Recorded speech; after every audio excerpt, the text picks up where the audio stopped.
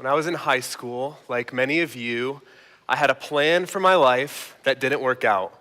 My plan was to go into a masonry program my junior year of high school. And what my plan didn't account for was that I would move right before my junior year of high school to Pennsylvania. Now, maybe some of you can relate, but moving junior year of high school is not ideal. It wasn't fun for me. Moving in the middle of high school, I had to find new friends that I had made, instead of relying on my friends I had made since pre-K, to find new friends. It was a really hard year for me. In fact, it was probably the hardest year of my life. And one of the hardest parts, or one of the struggles that I faced, was when my plans had crumpled. When I went into my guidance counselor's office for our first meeting, she told me that I had missed the opportunity to join their masonry program. And so I was confused. I was discouraged because the plans that I had made for the last couple of years had fallen apart just like that. And so I was confused what God was doing with my life and how he wanted me to move forward. So why do I tell you this story? I believe that at times we as humans feel out of place and struggle to understand what God is doing with our lives, why he puts us in the circumstances that he does. This can happen to us in many different ways. Maybe for some of you, it's in your career. Maybe recently you've been let go from a job. Or maybe you keep trying to apply for a job and it's like you're hitting a brick wall over and over again. Nothing is working out for you. Maybe for some of you, it's relationships. Maybe conversations with your spouse recently have just been difficult. You've been struggling to communicate well with one another. Or maybe you have an older son or daughter that is walking away from the Lord and you just have an estranged relationship with them. Maybe for some of you, it's finances. No matter what you do, no matter how hard you work, no matter how many hours you put into your job, you just feel like you can never come to financial peace. You're never where you want to be, and things are always breaking, and you're falling behind, and you're struggling to understand why God keeps putting you in the circumstances that he's putting you. I'm sure Esther and Mordecai, exiled Jews, could relate. I'm sure that as they were living in a foreign land, they didn't understand what God was doing either. The last few weeks, we have been walking through our sermon series called Faithful God, in which we've seen the faithfulness in the lives of Ruth and Jonah. Last week, as Nate wrapped up the book of Jonah, we saw how God was gracious and merciful despite Jonah and the Ninevites' rebellion. And this week, as we turn our attention to the final book of our series, we will see how God is faithful in the book of Esther. Now, before we dive into the book of Esther, I want to give a brief overview of Esther's background. Esther doesn't make any claim of authorship or tell us when it was written, but most scholars suggest that based on the language of the book and the events described, it was written by a Jew in Persia around the 3rd or 4th century BC. The book of Esther was written during a time when exiled Jews, exiled out of Jerusalem, were called or given permission to return back to Jerusalem to build their homeland. And the purpose of the book is written to encourage these Jews that God is still working even in pagan nations. The book of Esther is a unique book. A lot of scholars and people like to highlight the fact that Esther is the only book of the Bible that doesn't mention God. It doesn't even mention him once. It doesn't mention prayer. It mentions fasting, but that's it. It doesn't even mention God or any references to him. And so that might raise the question, if we are in a sermon series called Faithful God, why are we studying the book of Esther? I think Joyce Baldwin, a reliable scholar, helps us to answer this question. She says that Esther is a book of theological inferences rather than plain statements. In other words, the whole book of Esther is meant to describe a story in which God works supernaturally. And so the whole book of Esther is a story of God's faithfulness to preserve his covenant people. We are called to infer that God is the one orchestrating the events of Esther. So this week we will see God raise up two characters, Esther and Mordecai, who certainly didn't understand God's plan, but we will learn over time that it was to preserve God's covenant people from annihilation.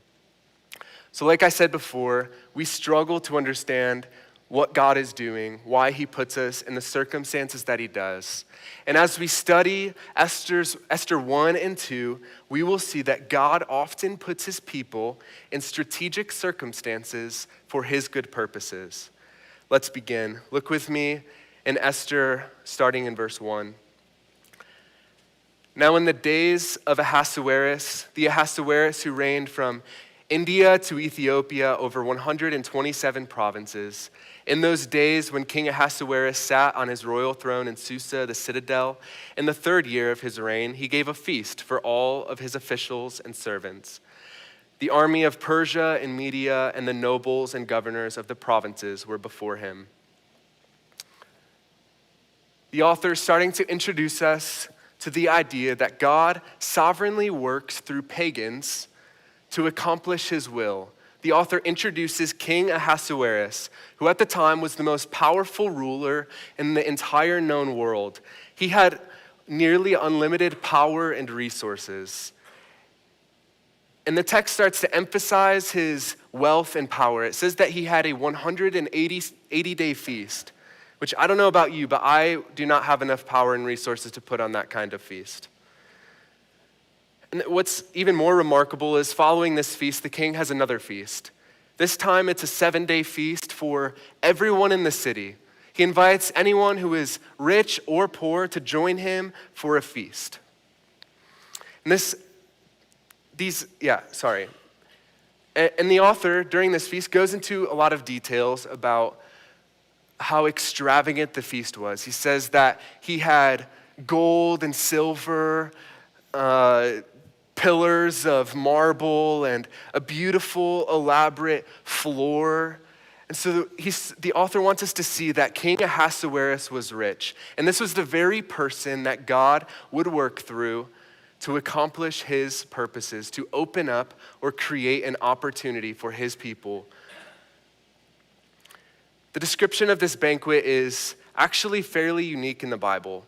The only other buildings that are described in such a way are the tabernacle and the Jerusalem temple. The author describes the feast so excessively in order to contrast the feast that the queen has with the women. Look at the contrast in verse 9.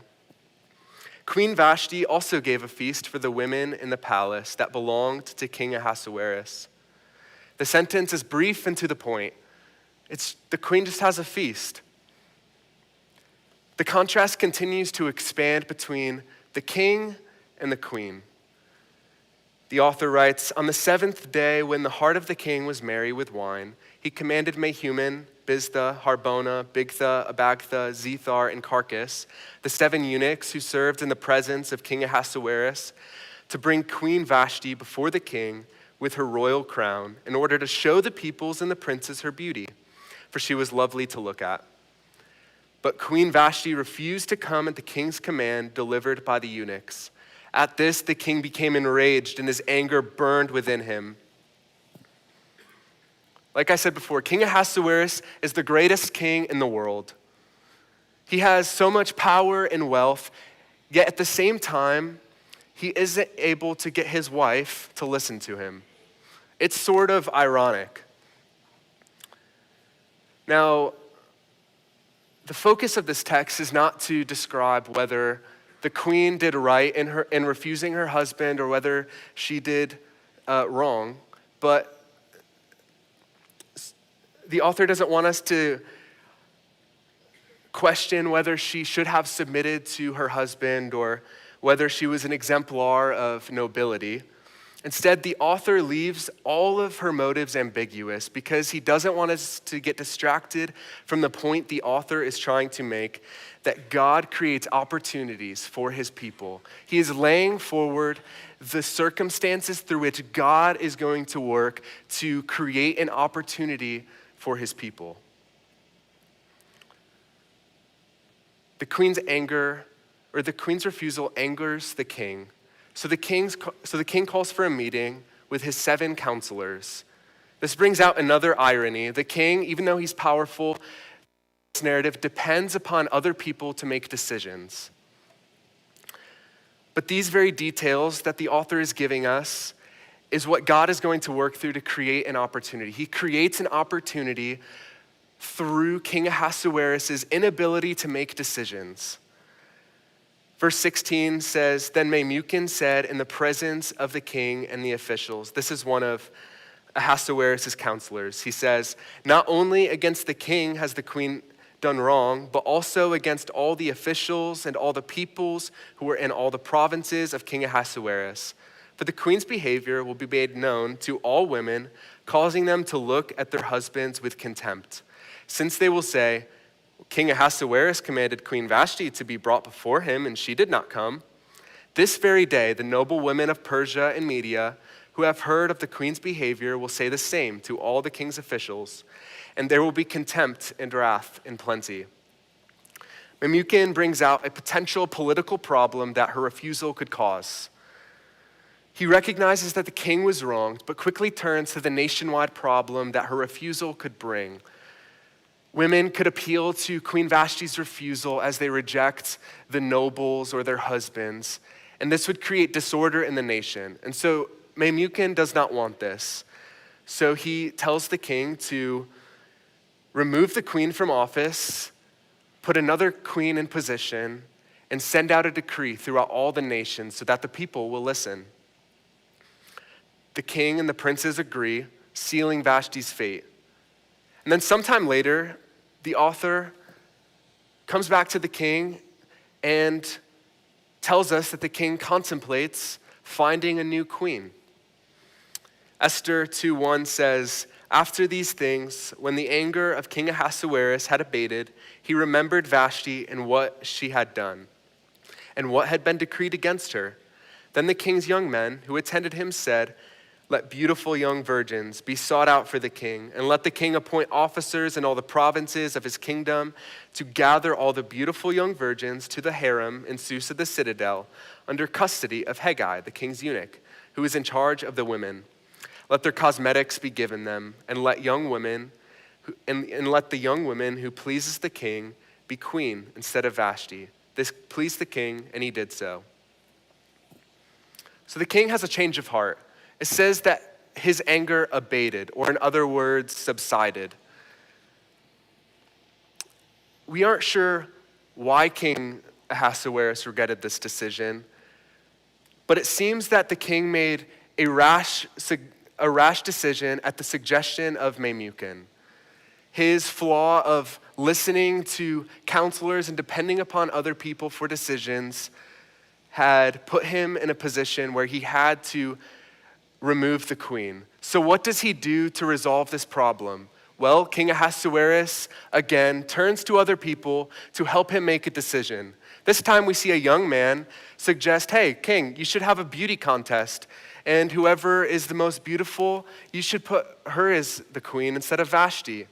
And so the king, as always, agrees to his plan and sends out a decree and invites a beauty contest. This is the opportunity that we have been waiting for since the opening of the chapter. God creating an opportunity through pagans to create a doorway for his people to walk through. And even though God isn't mentioned in this book, the author wants us to interpret these events as orchestrated by God's providence. God is working his sovereign plan through human agents, even pagans, to accomplish his will. Proverbs 21:1 says this about God. It says, "The king's heart is like a stream of water in the hand of the Lord. he turns it wherever he wills. God is in perfect control, even over powerful kings like King Ahasuerus. I've seen God create opportunities in my life as well. So go back to my opening story about sitting in my guidance counselor's office. As we talked, she asked me the question. She said, "Are you musical?" I said, "Yeah, why?" She said, "Well, we have a music theory class you could take instead." I was like, "Cool, I like music, I play guitar and I sing, that sounds great." Looking back, little did I know that God would close a door, he would crumple my plans, allow my plans to fall apart so that he could create an opportunity for me to walk through.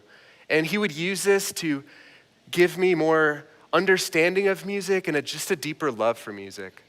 God creates opportunities all the time in our lives, not just in Esther's life, not just in my life, but he does so in each of our lives today. So what does this mean for us? What should we do? The first point is that we should trust that God is working. I think it could be easy to forget that God really is working in our world. We can look at the news or look around our world today and see evil people prospering. We can see our secular culture that values everything opposed to God, and we can be discouraged and question, is God actually working in our world today? Well, he is. Just like God worked through King Ahasuerus and through the pagans to accomplish his will, he works through our secular culture today to accomplish his will, even if we don't understand it. So we need to trust that God is working. He is working around the globe. He is working in America. He is working in our community, in our government, and even in our families, our workplace. So trust that God is working today. Since God is able to create opportunities, since he is working in our world, I also want to make the point that we need to be looking for ways that God is working. Pastor John Piper says, God is always doing 10,000 things in your life, and you may be aware of 3 of them. I fear that I myself have missed many opportunities because I have not been looking for the opportunities that God is creating. My heart is not in tune with God's will, and I fear that I have missed ways that God could have used me to further his purposes in our world. By God's grace, God gave me an opportunity to encourage my friend Ryan to look for ways that God was working in his circumstance. This past school year at college, my friend Ryan came to my room clearly burdened by something. As we talked, he expressed that he was just struggling to understand what God was doing with his life, why he was closing doors in his life. It just seemed confusing. My friend Ryan is probably one of the best musicians and worship leaders that I know. He is incredibly gifted, but this year he had auditioned for many different bands and he had been turned down from all of them. And he had another band that he was on that would travel to different churches and youth retreats, and it had also just crumpled to the ground. And he was just left confused because he felt that God was calling him to be a worship leader. But I think God was doing this to create an opportunity in Ryan's life. He just needed to look for ways that God was working. So as we talked, we considered different ways that God might be using this situation to further God's purposes in my friend Ryan's life. And as we talked, my friend Ryan came to the realization that God was growing him as a worshiper before making him a worship leader. God took away his values, the things that he was chasing after, so that Ryan would not pursue being a worship leader, but that he would pursue God himself. So what my friend Ryan needed was not a new circumstance, not a band to choose him, but what my friend Ryan needed was to look for ways that God was working. So I challenge you, I challenge myself to be praying that God would give us eyes to see ways that God is working in our lives, to see opportunities that God is opening up so that we could walk through. We see God's sovereignty not only in his ability to open up opportunities for us, but we also see God's purpose why. God puts his people into strategic positions. Look with me to Esther 2, starting in verse 5. Now there was a Jew in Susa the citadel, whose name was Mordecai, the son of Jair, son of Shimei, son of Kish, a Benjamite, who had been carried away from Jerusalem among the captives, carried away with Jeconiah, king of Judah, whom Nebuchadnezzar, king of Babylon, had carried away. He was bringing up Hadassah, that is Esther, the daughter of his uncle, for she had neither father nor mother. The young woman had a beautiful figure and was lovely to look at. And when her father and her mother died, Mordecai took her as his own daughter.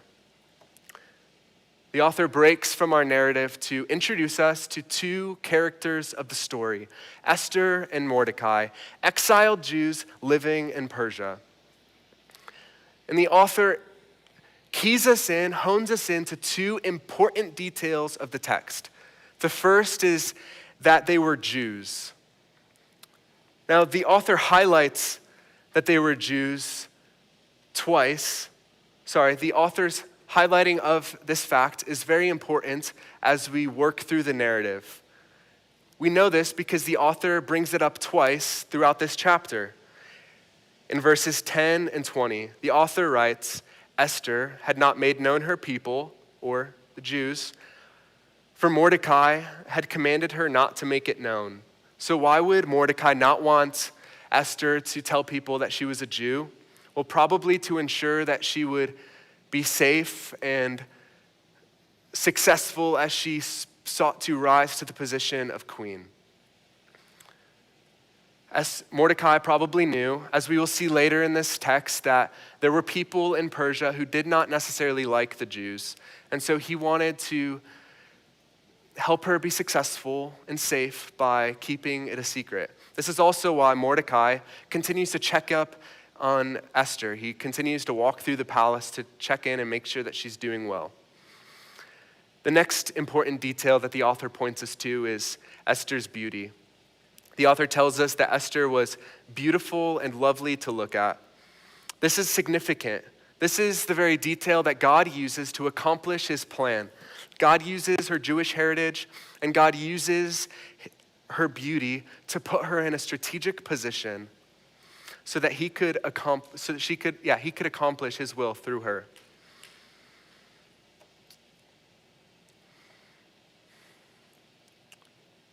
Coming back to Esther's beauty, God uses her beauty to rise Esther up, exceeding the other contestants. The author says that she caught the attention of Hegai and was given all the beauty supplies and food that she needed, along with 7 women to aid her in the beautifying process. In this contest, there was a 12-month beautifying process, also known as marriage preparation, in which the women would go through an extensive process of putting on makeup and perfume so that they would be ready to meet the king. Now, the sad part about this process is that most of the women's marriage preparation was actually preparation for widowhood. Most of them would spend the rest of their lives as concubines, neglected wives, living their lives in idle luxury in the palace. This system was inhumane and grossly devalued women. But by God's grace, Esther was spared of such a reality. Let's pick up the story back in verse 15. When the turn came for Esther, the daughter of Abihail, the uncle of Mordecai, who had taken her as his own daughter to go into the king, she asked for nothing except what Hegai, the king's eunuch, who had charge of the women, advised. Now Esther was winning favor in the eyes of all who saw her. And when Esther was taken to King Ahasuerus into his royal palace in the 10th month, which is the month of Tebeth, in the 7th year of his reign, King the king loved Esther more than all the women, and she won grace and favor in his sight more than all the virgins. So he set the royal crown on her head and made her queen instead of Vashti.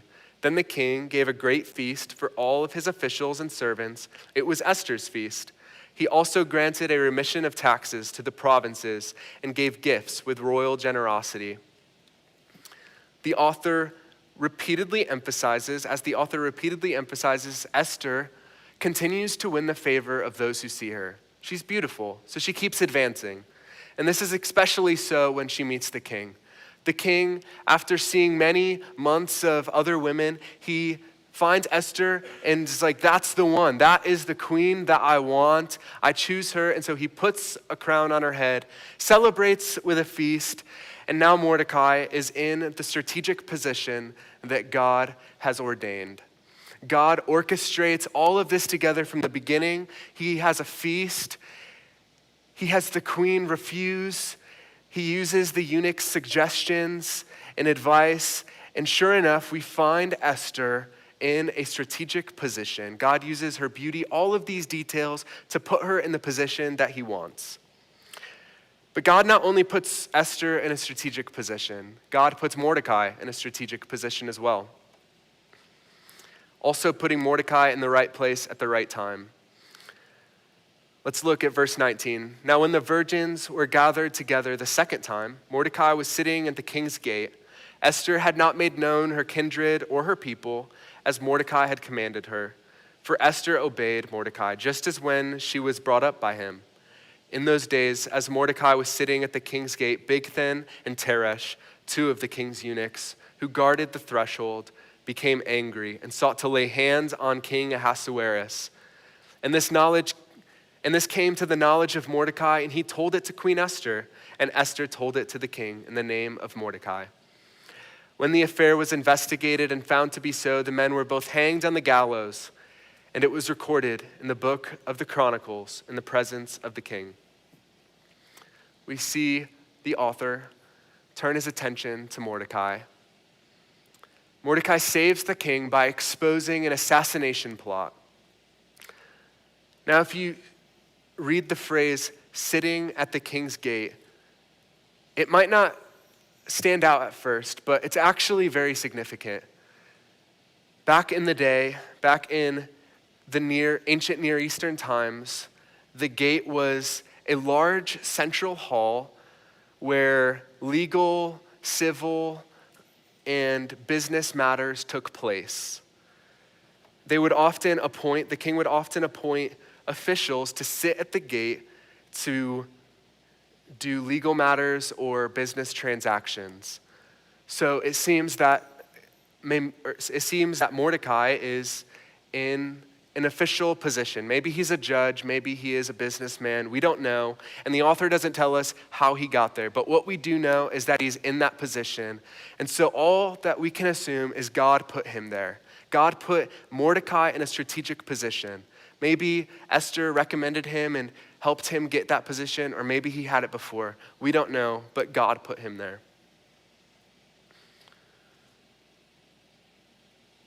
And he put him in this position to overhear a plot to kill the king. This detail, we will see, is very strategic. We see that it plays an important role later in our story. And after Mordecai exposes this plot to the king, we should expect that Mordecai is celebrated or rewarded for his faithfulness or his loyalty to the king.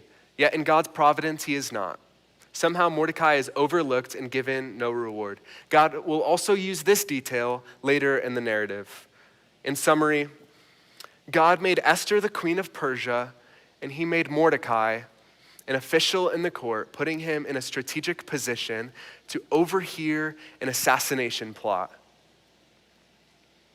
As we continue to study Esther, we will see that God put them in these positions for his good purposes. God puts us in strategic positions as well.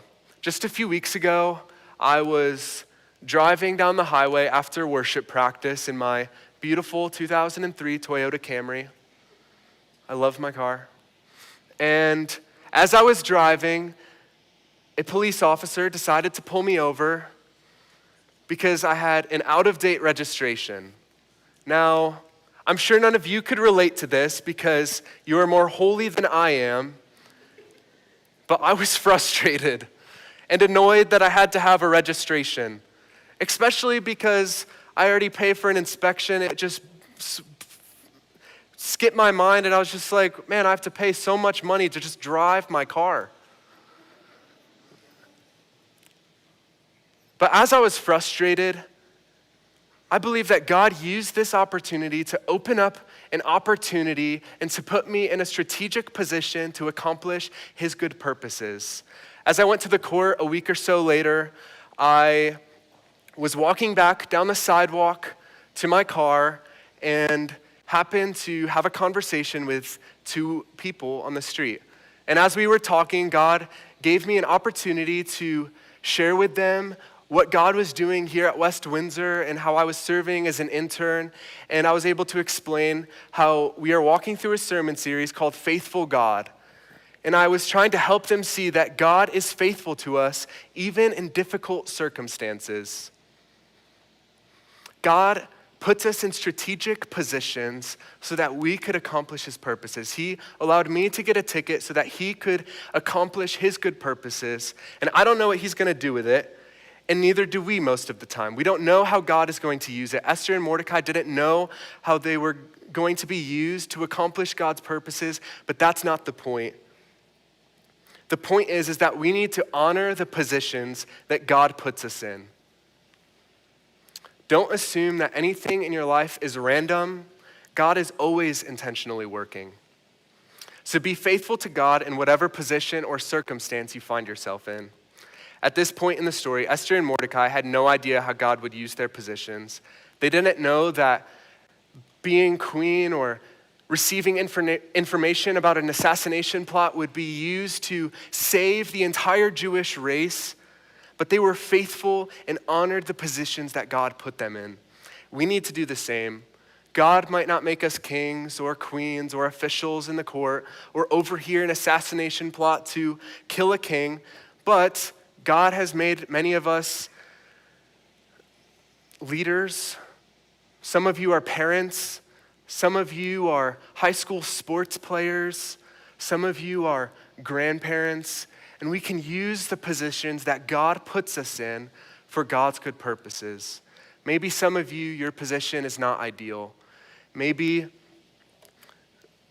you were the person who didn't make the sports team this year. Or maybe you have unbelieving parents. Maybe you have some kind of disease or diagnosis. Maybe you struggle with allergies like I do. But God uses your position, he uses your circumstances intentionally for his good purposes. Romans 8:28 says, "And we know that for those who love God, all things work together for good, for those who are called according to his purpose." So honor your position. I plead with you to resist the temptation to use your position as a leader, a business owner, a worker, to gain selfish, I plead with you not to use your positions for your own selfish purposes, but to resist the temptation and honor the position that God puts you in. God does not call you to use people or your resources to get stuff for yourself. He doesn't put you in positions so that you would gain comfort or money or popularity, but he puts you in positions to accomplish God's purposes. So serve as Jesus served, love as Jesus loved, and give as Christ gave. We are called to have integrity, patience, compassion, kindness, humility, and to build one another's up, not tear one another's down. Honor the position because it is good for you. You will be more satisfied, and it's also good for others, and it's also glorifying to God. Honor the positions that God puts you in, but don't do it by your own strength. I challenge you to cling to Jesus as you do it. We don't preach so that you can gain enough knowledge just to live rightly or to do the right things and be a good Christian, but we preach so that you would be guided to the very hands of Jesus so that he would empower you to live as he calls you to live. And so cling to Jesus as you seek to apply his word. Jesus didn't use his position for his own selfish gain, but Jesus saw opportunities and he honored them. Jesus does this all the time. The Gospel of Luke describes Jesus walking through a crowd of people. And as Jesus is walking through this crowd of people, a woman who was bleeding for 12 years touched him. And as Jesus is walking through the crowd, feeling her touch, he stops and he says, "Who touched me?" Now the disciples just say, "Jesus, you're walking through a crowd. I'm sure somebody just bumped into you. Just keep walking, it's okay." And he says, "No, I felt somebody touch me. Who was it?" The text then says, "And when the woman saw that she was not hidden from Jesus, she came trembling, falling down before him, declared in the presence of all the people why she had touched him and how she was immediately healed. And he said to her, Jesus said to her, 'Daughter, your faith has made you well. Go in peace.'" Jesus felt a touch and he saw an opportunity. He knows that God does not put you in circumstances by chance, but he puts you in circumstances for his strategic purposes to accomplish his will, so he waits. He says, "Who touched me?" And then he heals her, and then he tells her to go in peace. This woman was changed because God saw a touch as an opportunity, not as a coincidence. And we need to do the same, but we can't unless we look to Jesus, who is our exemplar of honoring the positions that God puts you in. So live selflessly as Christ lived selflessly. Be patient as Christ was patient. Look for opportunities that God is putting in your life and pray that God would tune your heart to God's will. If you're an unbeliever here this morning, you aren't here by chance. God brought you here because he wants you to believe in him. He wants you to receive the gospel of Jesus Christ.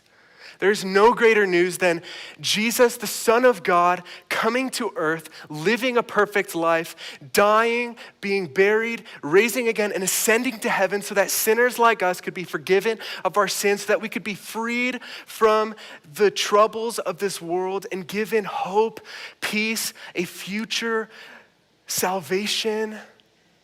So believe in Jesus today. Turn from your sin and admit that you need him. This world does not make sense. Your circumstances do not make sense apart from God. Consider talking to one of our prayer leaders after the service if that is something that you would like to do. If you feel prompted that God is calling you to trust in him this morning.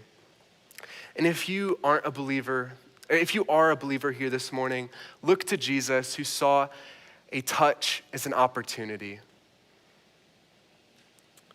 Ask that God would tune your heart to his will so that you would do all that he pleases. Pray that God would work through you to accomplish his purposes. Let's pray till that end. Father, you are perfect and you are sovereign. Lord, you control the world. You orchestrate all things together for your good, for our good and for your glory. Lord, you moved all of history forward so that you could bring salvation through your son, Jesus, so that you could put Jesus in the ultimate strategic position to bring salvation to sinners like us. And you will continue to move all history forward until the final day of salvation when you come back and we are restored in your presence forevermore. Lord, help us to live in this world for your glory, to accomplish your purposes in this world. Help us to see how you're working. It's in your precious and holy and sovereign name that we pray. Amen.